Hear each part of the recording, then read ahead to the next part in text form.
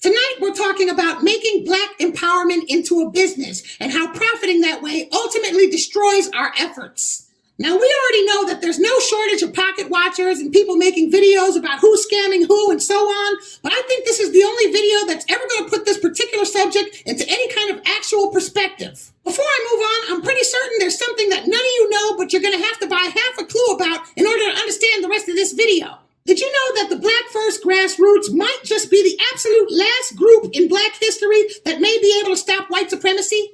That probably sounds strange to you, but I believe it's true. There's all kinds of Black political groups out there, but just about every single one of them is either corrupt or tied to white supremacy in some way. We might be the very last group that ever develops that views every form of white supremacy as one single apparatus. With all the extreme confusion and noise in the modern era and all the sophisticated tactics being used against us from all sides and all cultures, do not expect very much from the next generation of Black people. We don't even have the time to do that anyway. Okay, so let's get into it. Today it seems like every time you turn around, there's another brother or sister selling some kind of financial course or some kind of book or some kind of product. We say to ourselves, hey, this is great. Supporting this product hits two birds with one stone. We support Black businesses and we educate ourselves too. Although that's 100% correct, here's the catch. A few of these businesses have become so successful, they've become the center of gravity in the Black grassroots. Their combination of verbiage and product marketing has made them the centralized figures. So now businesses have effectively become the sun in our Black empowerment solar system.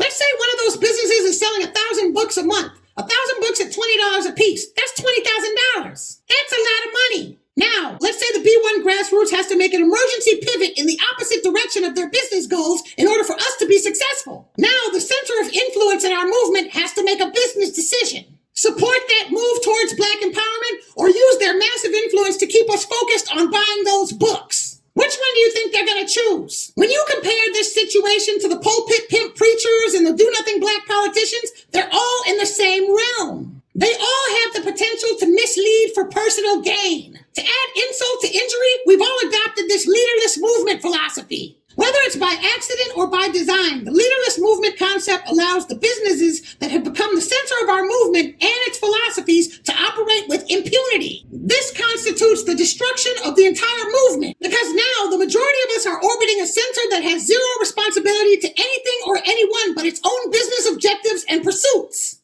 Family, remember earlier when I talked about the importance of this specific movement and how this may be our final chance? We have to consider the notion that our movement may not be leaderless.